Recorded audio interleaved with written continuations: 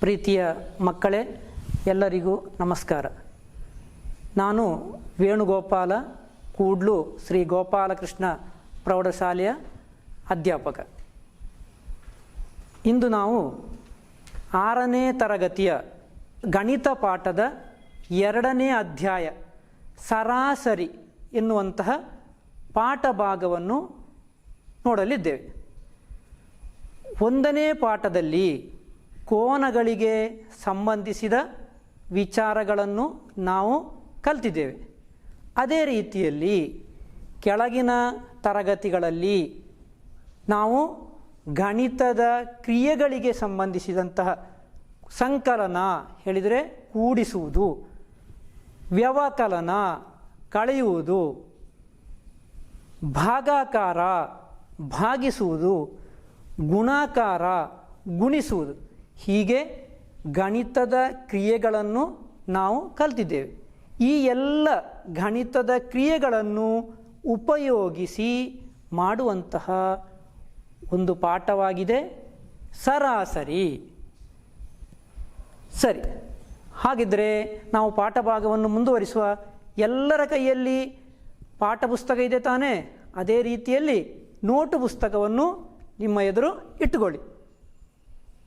ಈಗ ನನ್ನ ಕೈಯಲ್ಲಿ 2 ಪ್ಯಾಕೆಟ್ಗಳಿವೆ. ಒಂದು ಪ್ಯಾಕೆಟಿನಲ್ಲಿ 3 ಮಿಠಾಯಿಗಳಿವೆ. 2ನೆಯ ಪ್ಯಾಕೆಟಿನಲ್ಲಿ 5 ಮಿಠಾಯಿಗಳಿವೆ. ಈಗ ನನಗೆ ಈ 2 ಪ್ಯಾಕೆಟ್ಗಳಲ್ಲಿ ಸಮಾನ ಮಿಠಾಯಿ ಬರುವ ಹಾಗೆ ಇದನ್ನು ಹಂಚಬೇಕು. ಏನು ಮಾಡ್ಬೋದು ಆಲೋಚಿಸಿ ಮಕ್ಕಳೇ.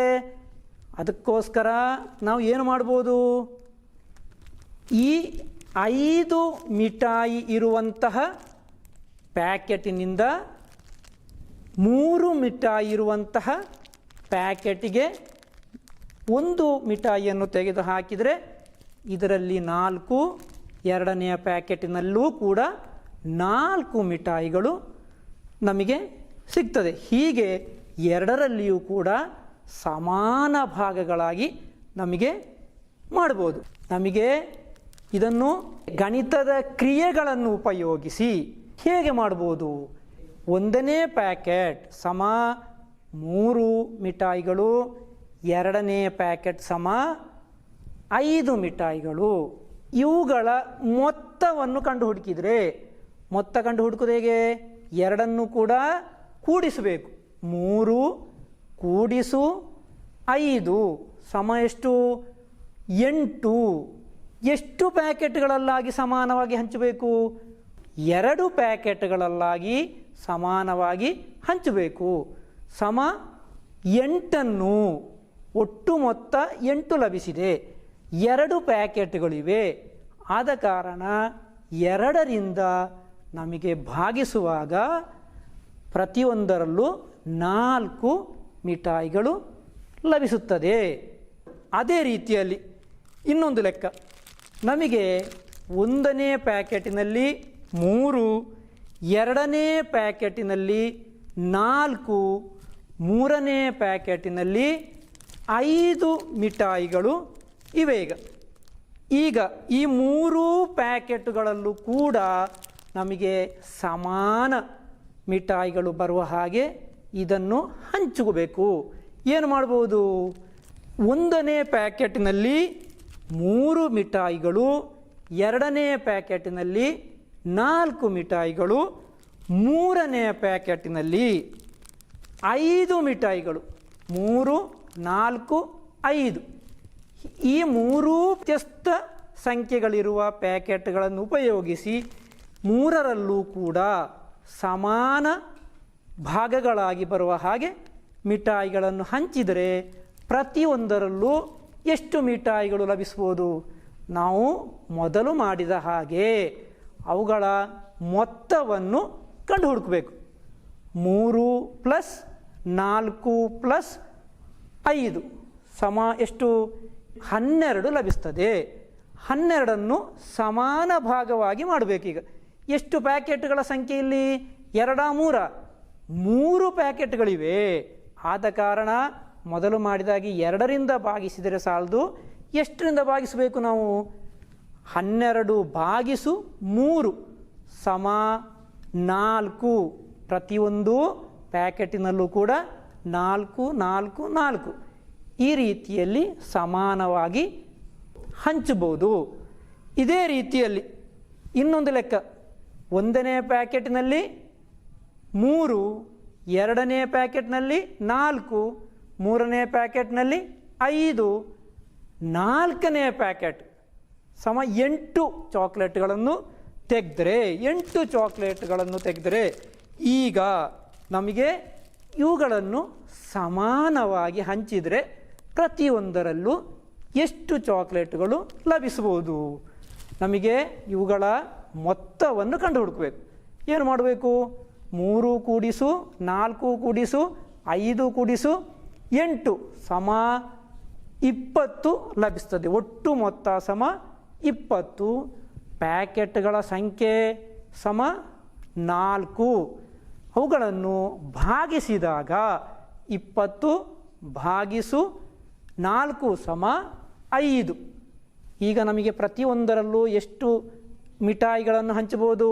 5, 5, 5, 5 5 ಮಿಠಾಯಿಗಳಾಗಿ ಹಂಚಬಹುದು. ಈ ರೀತಿಯಲ್ಲಿ ನಮಗೆ ಹಲವಾರು ಸಂಖ್ಯೆಗಳು ಇದ್ದರೆ ಅವುಗಳನ್ನು ಸಮಾನ ಭಾಗಗಳಾಗಿ ವಿಭಾಗಿಸಬಹುದು, ಹಂಚಬಹುದು. ಸರಿ ಮಕ್ಕಳೇ, ನಮ್ಮ ಪಾಠ ಭಾಗದ 1ನೆಯ ಲೆಕ್ಕ. 6A ತರಗತಿಯ ಮಕ್ಕಳು ಇದ್ದೀರಾ? 6A ಮಕ್ಕಳು ಕೈ ಎತ್ತಿ ನೋಡುವ. Very good.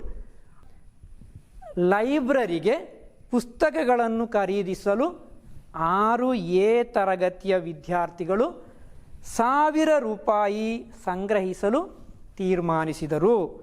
ಕ್ಲಾಸಿನಲ್ಲಿ 40 ವಿದ್ಯಾರ್ಥಿಗಳಿರುವರು. ಎಲ್ಲರೂ ಸಮಾನ ಮೊತ್ತವನ್ನು ಕೊಡುವುದೆಂದು ತೀರ್ಮಾನಿಸಿದರು. ಹಾಗಾದರೆ ಪ್ರತಿಯೊಬ್ಬರು ಎಷ್ಟು ರೂಪಾಯಿ ಕೊಡಬೇಕು?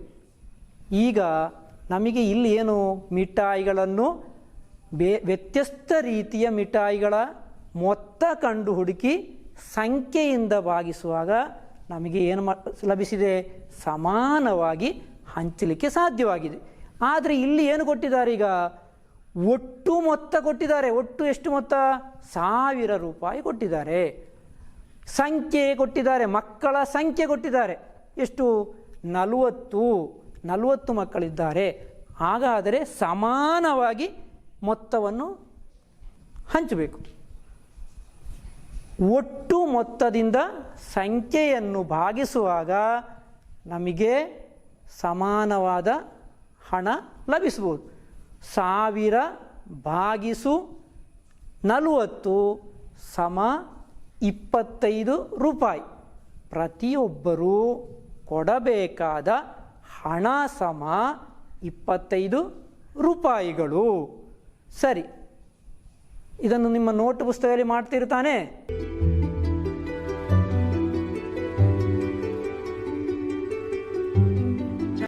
ಸರಿ, ಈಗ 2ನೆಯ ಲೆಕ್ಕ. 6B ಕ್ಲಾಸಿನಲ್ಲಿ 30 ಮಕ್ಕಳಿರುವರು. ಒಂದು ಚಿಕಿತ್ಸಾ ಸಹಾಯ ನಿಧಿಗೆ ಈ ಕ್ಲಾಸಿನಿಂದ 1200 ರೂಪಾಯಿ ದೇಣಿಗೆಯಾಗಿ ಸಿಕ್ಕಿತು. ಪ್ರತಿಯೊಂದು ವಿದ್ಯಾರ್ಥಿಯು ಎಷ್ಟು ರೂಪಾಯಿ ನೀಡಿರುವನೆಂದು ಹೇಳಬಹುದೇ? ಇನ್ನೊಮ್ಮೆ ನೋಡಿ, 6B ತರಗತಿಯಲ್ಲಿ ಕ್ಲಾಸಿನಲ್ಲಿ 30 ಮಕ್ಕಳಿರುವರು. ಚಿಕಿತ್ಸಾ ಧನ ಸಹಾಯಕ್ಕೆ ನೀಡಿದ ಹಣ ಒಟ್ಟು ಸಂಗ್ರಹ ಮಾಡಿದ್ದು 1200 ರೂಪಾಯಿ. ಮೊದಲಿನ ಲೆಕ್ಕದಲ್ಲಿ ಸಮಾನವಾಗಿ ಸಂಗ್ರಹ ಮಾಡಿದ್ದು. ಈ ಲೆಕ್ಕದಲ್ಲಿ ದೇಣಿಗೆಯಾಗಿ ಮಕ್ಕಳು ಕೊಟ್ಟದ್ದು ಒಟ್ಟು ಹಣ 1200. ಹಾಗಾದರೆ ಪ್ರತಿಯೊಬ್ಬ ವಿದ್ಯಾರ್ಥಿಯು ಕೊಟ್ಟಂಥ ಹಣವನ್ನು ಲೆಕ್ಕ ಹಾಕಬೇಕು. ವ್ಯತ್ಯಸ್ತವಾಗಿರುವಾಗ ನಮಗೆ ಲೆಕ್ಕ ಹಾಕಲಿಕ್ಕೆ ಕಷ್ಟ ಆದೀತು. ಆದರೆ ನಮಗೆ ಏನು ಕಂಡು ಹುಡುಕಬಹುದು? ಪ್ರತಿಯೊಂದು ಕೊಟ್ಟಂತಹ ಸಮಾನ ಮೊತ್ತವನ್ನು ಕಂಡು ಹುಡುಕಬಹುದು. ಹೇಗೆ ಮಾಡ್ಬೋದು? ಮೊದಲು ಮಾಡಿದ ಹಾಗೆ ಒಟ್ಟು ಮೊತ್ತ ಭಾಗಿಸು ಸಂಖ್ಯೆ. ಇಲ್ಲಿ ಒಟ್ಟು ಮೊತ್ತ ಎಷ್ಟು? 1200 ರೂಪಾಯಿ. ಮಕ್ಕಳ ಸಂಖ್ಯೆ 30. ಅವುಗಳನ್ನು ಭಾಗಿಸಿದಾಗ 1200 ಭಾಗಿಸು 30 ಸಮ 40 ರೂಪಾಯಿ. ಪ್ರತಿಯೊಬ್ಬರು ನೀಡಿದ ಹಣ ಸಮ 40 ರೂಪಾಯಿ. ಇಲ್ಲಿ ಈಗ ನಮಗೆ ಮಕ್ಕಳು 40 ರೂಪಾಯಿ ಕೊಟ್ಟಿರ್ಬೋದಾ? 40ಕ್ಕಿಂತ ಕಡಿಮೆಯೂ ಕೊಟ್ಟಿರ್ಬೋದು. ಕೆಲವರು 40 ರೂಪಾಯಿಗಿಂತ ಹೆಚ್ಚು ಕೊಟ್ಟಿರ್ಬೋದು. ಆದರೆ ಎಲ್ಲರೂ 40 ರೂಪಾಯಿ ನೀಡಿದರೆ ಏನಾಗ್ತದೆ? 1200 ರೂಪಾಯಿ ಆಗ್ತದೆ. ಹೀಗೆ ಸಂಖ್ಯೆಗಳನ್ನು ಸಮಾನ ರೀತಿಯಲ್ಲಿ ಹೇಳುವಂತಹ ಕ್ರಿಯೆಗೆ ನಾವು ಸರಾಸರಿ ಎಂದು ಕರೆಯುತ್ತೇವೆ. ಹಾಗಾದರೆ ನಮಗೆ ಸರಾಸರಿ ಸಮ ಏನಂತ ಹೇಳ್ಬೋದು? ಸರಾಸರಿ ಸಮ ಒಟ್ಟು ಮೊತ್ತ. ಒಟ್ಟು ಮೊತ್ತ, ಹಣದ ಒಟ್ಟು ಮೊತ್ತ, ಒಟ್ಟು ಹಣ ಭಾಗಿಸು ಸಂಖ್ಯೆ. ಸರಾಸರಿ ಸಮ ಒಟ್ಟು ಮೊತ್ತ ಭಾಗಿಸು ಸಂಖ್ಯೆ. ಸರಿ, ಹಾಗಿದ್ದರೆ ನಮಗೆ ಸರಾಸರಿಗೆ ಸಂಬಂಧಿಸಿದ ಕೆಲವು ಲೆಕ್ಕಗಳನ್ನು ನಿಮ್ಮ ಪಾಠ ಪುಸ್ತಕದಲ್ಲಿ ಕೊಟ್ಟಿರುವಂತಹ ಚಟುವಟಿಕೆಗಳನ್ನು ಮಾಡುವುದರ ಮೂಲಕ ನಾವು ಈಗ ಕಲಿಯಲಿದ್ದೇವೆ. ಸರಾಸರಿ ಲೆಕ್ಕಗಳು ನಿಮ್ಮ ಪಾಠ ಪುಸ್ತಕದ 20ನೇ ಪುಟದಲ್ಲಿ ಇರುವಂತಹ ಲೆಕ್ಕ. ಮಣಿಕುಟ್ಟನ್ ಒಬ್ಬ ಹಾಲಿನ ವ್ಯಾಪಾರಿ. ಮಣಿಕುಟ್ಟನ್ ಎಲ್ಲ ದಿನ ಹಾಲಿನ ಸೊಸೈಟಿಗೆ ಹಾಲು ಕೊಡುತ್ತಾನೆ. ಕಳೆದ ವಾರ ಒಟ್ಟು 56 ಲೀಟರ್ ಹಾಲನ್ನು ಸೊಸೈಟಿಗೆ ನೀಡಿದ್ದಾನೆ. ಹಾಗಾದರೆ ಒಂದು ದಿನ ಸರಾಸರಿ ಎಷ್ಟು ಲೀಟರ್ ಹಾಲನ್ನು ಕೊಡುತ್ತಿದ್ದನು?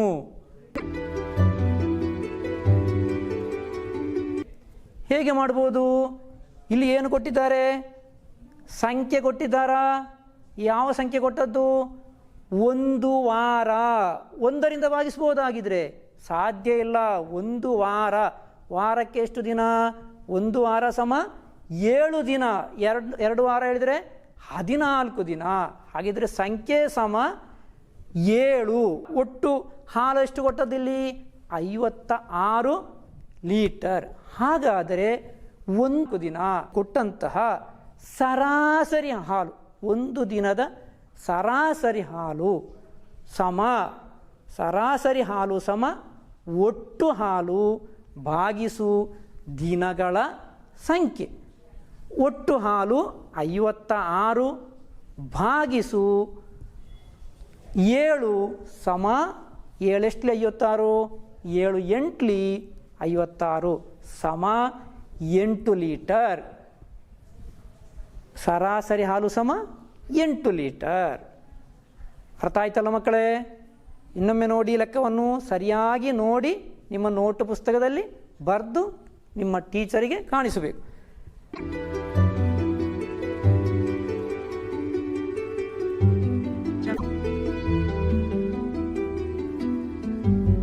ಸರಿ, 21ನೆಯ ಪುಟವನ್ನು ತೆಗೆದು ನೋಡುವ. ಒಬ್ಬನ 5 ದಿನದ ಖರ್ಚನ್ನು ಕೊಟ್ಟಿದ್ದಾರೆ. 1ನೇ ದಿನ 300 ರೂಪಾಯಿ, 2ನೇ ದಿನ 250 ರೂಪಾಯಿ, 3ನೇ ದಿನ 270 ರೂಪಾಯಿ, 4ನೇ ದಿನ 280 ರೂಪಾಯಿಯನ್ನು ಹಾಗೂ ಕೊನೆಯ ದಿನ 290 ರೂಪಾಯಿಯನ್ನು ಖರ್ಚು ಮಾಡ್ತಾನೆ.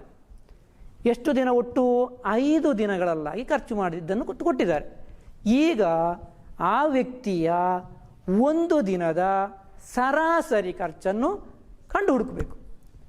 ಹೇಗೆ ಮಾಡ್ಬೋದು ಹೇಳಿ ನೋಡುವ. Very good. ಸರಾಸರಿ ಸಮ ಒಟ್ಟು ಮೊತ್ತ ಭಾಗಿಸು ಸಂಖ್ಯೆ. ಹಾಗಾದರೆ ಈ 5 ದಿನದ ಖರ್ಚನ್ನು ಕೂಡಿಸಬೇಕು. 300 ಕೂಡಿಸು 250 ಕೂಡಿಸು 270 ಕೂಡಿಸು 280 ಕೂಡಿಸು 290 ಕೂಡಿಸುವಾಗ ಒಟ್ಟು ಮೊತ್ತ ಎಷ್ಟು ಲಭಿಸಿತು? 1390.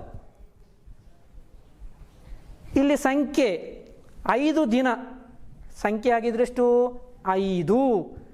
1390 ಭಾಗಿಸು 5. ನಮಗೆ ಇದನ್ನು ಹೇಗೆ ಭಾಗಿಸ್ಬೋದು? ಭಾಗಾಕಾರ ಕ್ರಿಯೆ ಗೊತ್ತಿದೆ ನಮಗೆ. 1390 ಭಾಗಿಸು 5 ಏನು ಮಾಡಬೇಕು? 1ರಲ್ಲಿ ಹೋಗೋದಿಲ್ಲ, 13 ತಗೊಳ್ಬೇಕು. 5 ಎಷ್ಟಲಿ 13, 5 2ಲಿ 10, 3 ಬಾಕಿ 9 ಇಲ್ಲಿ ಬರಿಬೇಕು. 5 ಎಷ್ಟಲಿ 39, 5 7ಲಿ 35, ಎಷ್ಟು ಬಾಕಿ? 4 ಬಾಕಿ ಆಗ್ತದೆ. ಸಮ 40, 5 8ಲಿ 40. ಹಾಗಾದರೆ ಸರಾಸರಿ ಸಮ ಎಷ್ಟು? 278 ರೂಪಾಯಿಗಳು. ಸರಾಸರಿ 1 ದಿನದ ಖರ್ಚು 278.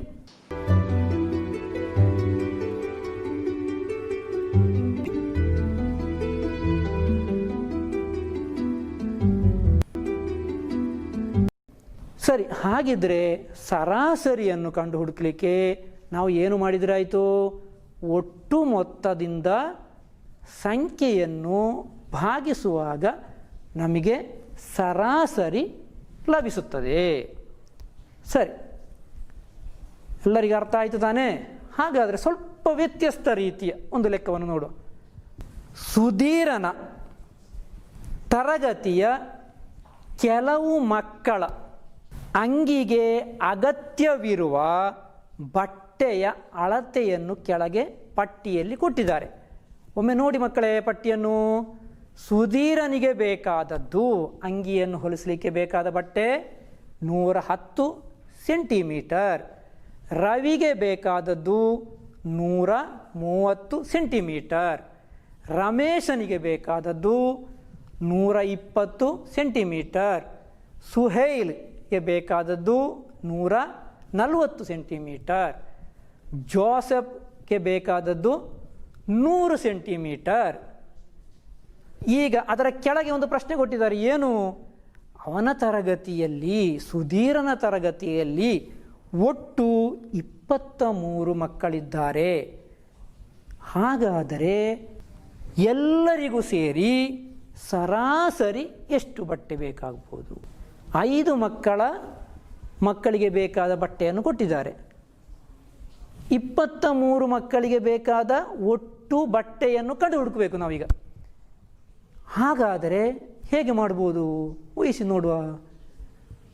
ನಮಗೆ ಮೊದಲು 5 ಮಕ್ಕಳ ಒಟ್ಟು ಬಟ್ಟೆಯನ್ನು ಕಂಡು ಹುಡುಕಬೇಕು. ಇವುಗಳನ್ನು ಕೂಡಿಸಬೇಕು. ಕೂಡಿಸಿದಾಗ ನಮಗೆ ಎಷ್ಟು ಲಭಿಸ್ತದೆ ಮಾಡಿ ನೋಡುವ. ಒಟ್ಟು ಮೊತ್ತ ಕಂಡು ಹುಡುಕಿ. ಒಟ್ಟು 5 ಮಕ್ಕಳಿಗೆ ಬೇಕಾದ ಬಟ್ಟೆ ಸಮ 600 ಸೆಂಟಿಮೀಟರ್. ಒಟ್ಟು 600 ಸೆಂಟಿಮೀಟರ್ ಲಭಿಸ್ತದೆ. ಹಾಗಾದರೆ ನಾವು ಏನು ಮಾಡಬೇಕು? ಸರಾಸರಿ ಒಬ್ಬನಿಗೆ ಬೇಕಾದಂಥ ಬಟ್ಟೆಯನ್ನು ಕಂಡು ಹುಡುಕಬೇಕು. 600 ಭಾಗಿಸು 5 ಸಮ ಒಟ್ಟು ಮೊತ್ತ ಭಾಗಿಸು ಸಂಖ್ಯೆ 600 ಭಾಗಿಸು 5 ಸಮ 120 ಸೆಂಟಿಮೀಟರ್ ಲಭಿಸ್ತದೆ. ಒಬ್ಬನಿಗೆ ಬೇಕಾದಂತಹ ಬಟ್ಟೆ ಸಮ 120 ಸೆಂಟಿಮೀಟರ್. ನಮಗೆ ಸುಧೀರನ ತರಗತಿಯಲ್ಲಿ 23 ಮಕ್ಕಳಿದ್ದಾರೆ. ಆದ ಕಾರಣ ನಮಗೆ ಏನು ಮಾಡಬಹುದು, 120 ಕೂಡಿಸು 120 ಕೂಡಿಸು 120 23 ಸಲ ಕೂಡಿಸಬೇಕು. ಹಾಗೆ ಮಾಡೋದು ನಮಗೆ ಕಷ್ಟ ಅಲ್ವೋ? ನಾವು ಏನು ಕಲ್ತಿದ್ದೇವೆ? ಆವರ್ತನ ಸಂಕಲನವೇ ಗುಣಾಕಾರ ಎನ್ನುವುದನ್ನು ಕಲ್ತಿದ್ದೇವೆ. ಆದ ಕಾರಣ 120 ಗುಣಿಸು 23 ಸಮ 2760 ಸೆಂಟಿಮೀಟರ್. ನಮಗೆ ಒಟ್ಟು ಮೊತ್ತ ಲಭಿಸಲು ಸರಾಸರಿ ಮತ್ತು ಮಕ್ಕಳ ಸಂಖ್ಯೆಯನ್ನು ಗುಣಿಸಿದರೆ ಒಟ್ಟು ಬೇಕಾದ ಬಟ್ಟೆ ಲಭಿಸುತ್ತದೆ. ಸಮ 2760 ಸೆಂಟಿಮೀಟರ್ ಸಮ 27 ಮೀಟರ್ 60 ಸೆಂಟಿಮೀಟರ್. ಸರಿ, ನಿಮ್ಮ ಈ ಲೆಕ್ಕವನ್ನು ನಿಮ್ಮ ನೋಟ್ ಪುಸ್ತಕದಲ್ಲಿ ಸರಿಯಾದ ರೀತಿಯಲ್ಲಿ ಬರೆದು ನಿಮ್ಮ ಅಧ್ಯಾಪಕರಿಗೆ ಕಾಣಿಸಬೇಕು.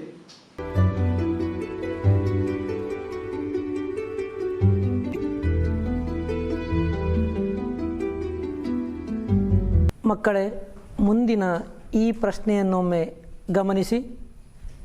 ಸೋಮವಾರದಿಂದ ಶುಕ್ರವಾರದವರೆಗೆ ತರಗತಿಯಲ್ಲಿ ಹಾಜರಾದ ಮಕ್ಕಳ ಸಂಖ್ಯೆಯು 34, 35, 32, 33, 31 ಎಂಬಂತಿದೆ.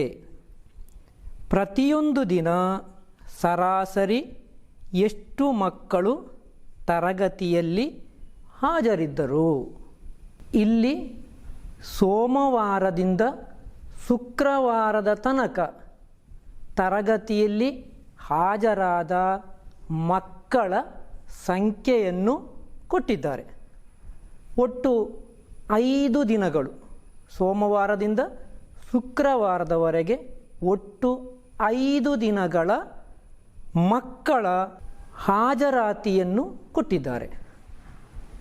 ಇಲ್ಲಿ ಪ್ರತಿಯೊಂದು ದಿನ ಸರಾಸರಿ ಎಷ್ಟು ಮಕ್ಕಳು ಹಾಜರಿದ್ದರು ಎನ್ನುವಂಥದ್ದನ್ನು ಕಂಡುಹುಡುಕಲಿಕ್ಕೆ ನಾವು ಮೊದಲೇ ಕಲಿತ ಹಾಗೆ ಸರಾಸರಿ ಕಂಡುಹುಡುಕಲಿಕ್ಕೆ ಒಟ್ಟು ಮೊತ್ತವನ್ನು ಸಂಖ್ಯೆಯಿಂದ ಭಾಗಿಸಿದರೆ ಸರಾಸರಿ ಲಭಿಸುವುದು. ಇಲ್ಲಿ ಮಕ್ಕಳ 5 ದಿನದ ಹಾಜರಾತಿಯ ಒಟ್ಟು ಮೊತ್ತ 34 ಕೂಡಿಸು 35 ಕೂಡಿಸು 32 ಕೂಡಿಸು 33 ಕೂಡಿಸು 31 ಸಮ 165. ಒಟ್ಟು ದಿನಗಳು 5, ಆದುದರಿಂದ ಸಂಖ್ಯೆ ಸಮ 5. ಆದುದರಿಂದ ಪ್ರತಿಯೊಂದು ದಿನ ಹಾಜರಾದ ಸರಾಸರಿ ಮಕ್ಕಳ ಸಂಖ್ಯೆ ಸಮ ಹಾಜರಾದ ಮಕ್ಕಳ ಸಂಖ್ಯೆಯ ಒಟ್ಟು ಮೊತ್ತ ಭಾಗಿಸು ದಿನಗಳ ಸಂಖ್ಯೆ ಸಮ 165 ಭಾಗಿಸು 5 ಸಮ 33. ಆದುದರಿಂದ ಪ್ರತಿಯೊಂದು ದಿನ ಹಾಜರಾದ ಸರಾಸರಿ ಮಕ್ಕಳ ಸಂಖ್ಯೆ ಸಮ 33. ನಿಮ್ಮ ಪಾಠಪುಸ್ತಕದ 22ನೇ ಪುಟದಲ್ಲಿರುವಂತಹ ಈ 2 ಪ್ರಶ್ನೆಗಳನ್ನು ಗಮನಿಸಿ. ಒಂದು ತಂಡದಲ್ಲಿರುವ ಆಟಗಾರರ ಭಾರ 68 kilogram, 72 kilogram, 80 kilogram, 70 kilogram, 60 kilogram, 70 kilogram ಆಗಿದೆ. ಆ ತಂಡದ ಪ್ರತಿಯೊಂದು ಆಟಗಾರನ ಸರಾಸರಿ ಭಾರ ಎಷ್ಟು ಎನ್ನುವುದನ್ನು ಕಂಡುಹುಡುಕಬೇಕು. ಅದೇ ರೀತಿಯಲ್ಲಿ ಎರಡನೆಯ ಪ್ರಶ್ನೆ, ಒಬ್ಬನ 8 ದಿನಗಳ ಒಟ್ಟು ಆದಾಯ 1840 ರೂಪಾಯಿ. ಆತನ 1 ದಿನದ ಸರಾಸರಿ ಆದಾಯ ಎಷ್ಟು? ಈ 2 ಲೆಕ್ಕಗಳನ್ನು ನೀವು ಮನೆಯಲ್ಲಿ ನಿಮ್ಮ ನೋಟ್ ಪುಸ್ತಕದಲ್ಲಿ ಮಾಡಿ ನಿಮ್ಮ ಅಧ್ಯಾಪಕರಿಗೆ ತೋರಿಸಬೇಕು. ಸರಾಸರಿಯ ಹೆಚ್ಚಿನ ವಿಚಾರಗಳನ್ನು ಮುಂದಿನ ತರಗತಿಯಲ್ಲಿ ನಾವು ಕಲಿಯುವ.